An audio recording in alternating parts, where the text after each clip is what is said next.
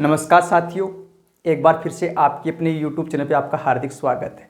तो साथियों, इस वीडियो में जो बात करने वाले हैं वो रिट लेवल 1 और लेवल 2 हैं। उसके जो डिवी होने वाले हैं उससे पहले हमारे ऑनलाइन आवेदन मांगे गए हैं, उस ऑनलाइन आवेदन को लेकर हम बात करने वाले हैं। और ये ऑनलाइन आवेदन तिथि क्या रखी गई है साथियों?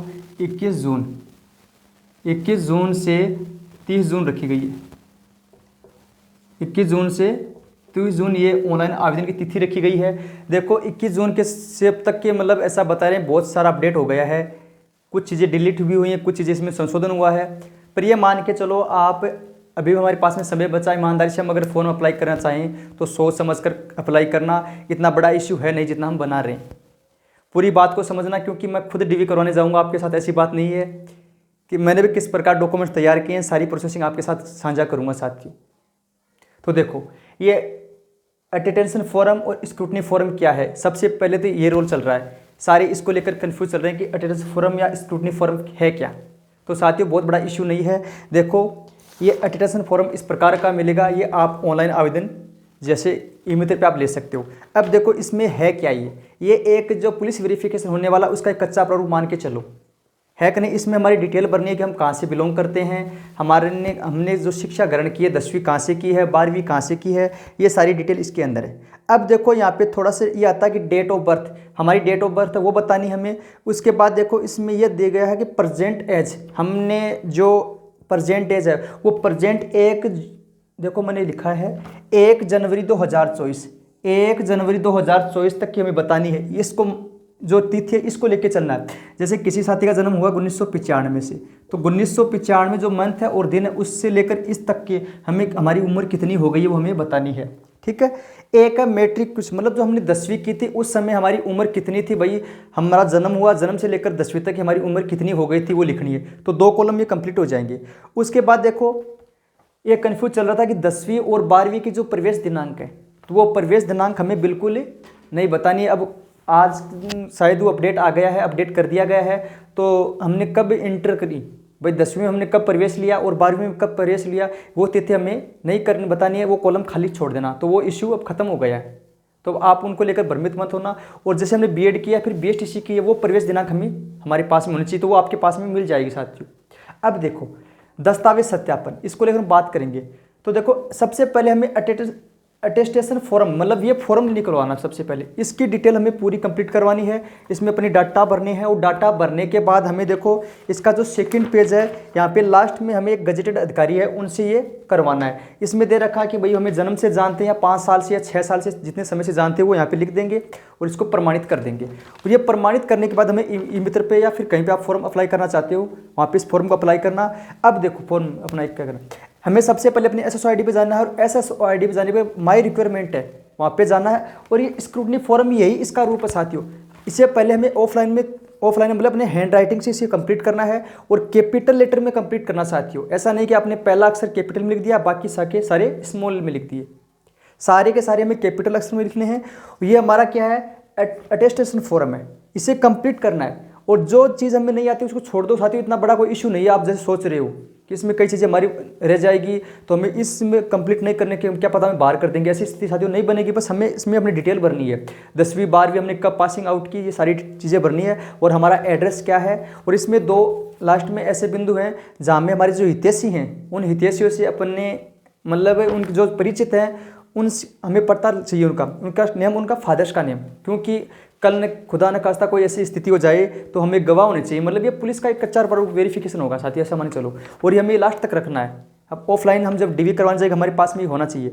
तो सबसे पहले आवेदन प्रक्रिया यहीं से शुरू होती है, हमें ये लेके जाना है। ये ले जाने के बाद SSO ID फॉर्म भरा जाएगा, उसमें हमारा नाम है, एड्रेस वो भरा जाएगा। फिर हमारे जहाँ पर फॉर्म है वो खुलेगा, उसमें अपलोड होंगे डॉक्यूमेंट्स। तो सबसे पहले हमारी 10वीं की मार्कशीट अपलोड होगी, 12वीं की होगी, जाति प्रमाण पत्र होगा और मूल निवास प्रमाण पत्र होगा। फिर देखो स्क्रूटनी फॉर्म क्या है साथियों, जो अटेस्टेशन फॉर्म है यही फॉर्म है, ये ऑफलाइन में हमें ले जाना है। अब वहाँ पे ऑनलाइन इसकी PDF बनेगी और वो PDF बनाने के बाद जहाँ पर वो अपलोड होगी वो होगा हमारा स्क्रूटनी फॉर्म, वो नाम लिखा हुआ वहाँ पर क्या है, स्क्रूटनी फॉर्म। तो ये सेम ही चीज़ है साथियों, ऑफलाइन भरना है, ऑफलाइन भरने के बाद इसकी एक PDF तैयार करनी है, वो PDF यहाँ पे अपलोड होगी इसके अंदर, तो वो क्या हो जाएगा, हमारा स्क्रूटनी फॉर्म हो जाएगा। अब देखो विज्ञापन में निर्धारित थी आयु, ये मैंने बातें कर ली कि जो हमारी एज है वो 1 जनवरी 2024 को मानकर हम चलेंगे। अब ऑनलाइन आवेदन में ये फॉर्म अपलोड करने, कई साथी बता रहे थे कि भाई आय प्रमाण पत्र अपलोड करना है या फिर शव घोषणा पत्र। तो साथियों न तो आय हमें अपलोड करना, नहीं शव घोषणा पत्र, क्योंकि ये हमें ऑफलाइन के वक्त चाहिए। और देखो शव घोषणा पत्र है, ये अलग से 2 पेज मिलेंगे, जो हमारी चेकलिस्ट आई है उसके पीछे है, और शायद नहीं है तो आप टेलीग्राम पे मिल जाएगी आपको, ऐसी बात नहीं है। आप रवि सर्वर टेलीग्राम ज्वाइन कर लीजिए और वहाँ पे आपको ये चीज़ें मिल जाएगी। तो शव घोषणा पत्र इसमें दहेज संबंधी है, धूम्रपान संबंधी है, विवाह संबंधी है, ये सारी चीज़ें हैं। तो वो आप स्टाम्प पे मत बनवाना, ऐसे 2 पेज निकलेंगे, वहाँ पे कंप्लीट आप कर लेना और शव प्रमाणित कर लेना उस चीज़ को। नेक्स्ट देखो, तो आय प्रमाण पत्र और शव घोषणा पत्र ये हमें ऑफलाइन के वक्त चाहिए, आप इसे अपलोड मत करना, परेशान मत होना। अब देखो चरित्र प्रमाण पत्र, यहाँ पे BSTC या फिर बीएड की डिग्री चाहिएगी, और अटेस्टेशन फॉर्म ये मैंने बता दिया यही है, इसको स्क्रूटनी फॉर्म में जहाँ पे अपलोड होगा स्क्रूटनी फॉर्म हो जाएगा। और मूल निवास है, जाति है, और 10वीं 12वीं की है, और बीएड है, BSTC वाली मार्कशीट है, रिट वाली लगाओ तो आपकी मर्जी, नहीं लगाओ तो कोई खास बात नहीं है। और चरित्र प्रमाण पत्र जहाँ से आपने बीएड की या फिर BSTC की, जहाँ जो लास्ट शैक्षणिक स्तर है वो चरित्र प्रमाण पत्र है। और लास्ट में एक चरित्र प्रमाण और चलेगा साथियों, वैसे 2 आपको एक्स्ट्रा में रखनी है, पर जब चरित्र प्रमाण पत्र अपलोड करने वहाँ पे 2 आपको साथ में करने हैं, एक तो लास्ट ईयर वाला और एक आपके साथ में जो कोई आप कहीं से बनवाओ गजेट अधिकारी से, वो अपलोड करना है। इस प्रकार ही हमें अपलोड करनी है। अब देखो इन सारा प्रारूप तैयार करने के बाद हमारा जो 2 पन्नों का 3 पन्नों का जो प्रिंट तैयार होगा, वो प्रिंट ही हमारा क्या साथियों विस्तारित आवेदन पत्र है। वो क्या है? विस्तारित आवेदन पत्र है। और ये जैसा भी ये फॉर्म अप्लाई करेंगे हम SSID पर, तो हमारा 100 रुपये का चालान कटेगा, 100 रुपये की रसीद कटेगी, वो रसीद हमें अपने साथ में रखनी है। तो ये हमारा क्या हो जाएगा, इसको भी साथ में रखना है। और जो फॉर्म पूरा भरने के बाद ऑनलाइन आवेदन, तो जो प्रिंट निकलेगा वो होगा हमारा विस्तारित आवेदन पत्र। तो साथियों कंफ्यूज मत होना, कुछ इतना बड़ा इश्यू नहीं है आप जितना सोच रहे हो। अब कई साथी कोड को लेकर परेशान है, तो साथियों कोड अगर आप लगाओ तो ठीक है, नहीं लगाओ तो वहाँ पे आप 0 लगा सकते हो, कोड 0 या 1। पर कई साथी बता रहे हैं कोई कुछ लग रहा है, कोई तो इतना खास इश्यू नहीं है साथियों। आपको उनकी स्थिति में कोई बाहर नहीं करेगा, लास्ट तक आपको सारी चीज़ संशोधन करवा दी जाएगी। पर मेन कारण है कि हमारे पास में ये डॉक्यूमेंट्स ये फर्जी नहीं होना चाहिए। मेन बात तो यही है भरा है 2 गुना के अंदर हमारे जो DV हो रहे हैं, इसमें जो हमारी जो है 10वीं 12वीं जो BED या BSTC की है, वो डॉक्यूमेंट्स फर्जी नहीं होना चाहिए। इसमें कुछ चीज़ें कंप्लीट करनी है आपको, जो आप लागू जिस चीज़ों पर आप लागू हो रहे हो वो चीज़ें यहाँ पे हमें कंप्लीट करनी है। 10वीं 12वीं के हमें जो इंटर प्रवेश है, मतलब जो प्रवेश दिनांक है, वो अभी कॉलम हटा दिया गया, तो इसको भी लेकर आप परेशान मत होना।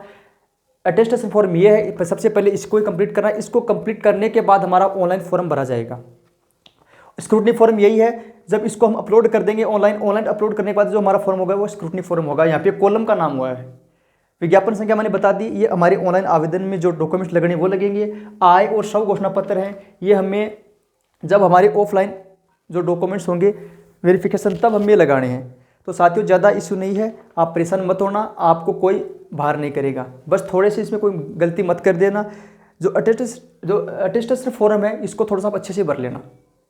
अगर आपको वीडियो अच्छा लगा तो वीडियो को लाइक कीजिए, और जो भी कोई संबंधित जानकारी है लेवल 1 या फिर लेवल 2 से, आपको वीडियो के माध्यम से सही तरीके से उपलब्ध करवा जाएगी साथियों, है कि नहीं? क्योंकि मैं आपके तरह स्टूडेंट हूँ साथियों, मैं खुद मतलब DV करवाने जा रहा हूँ, ऐसी बात नहीं। पिछली बार भी करवाई थी, इस बार भी अपलोड कर मतलब DV करवाने जाऊँगा साथियों आपके साथ में।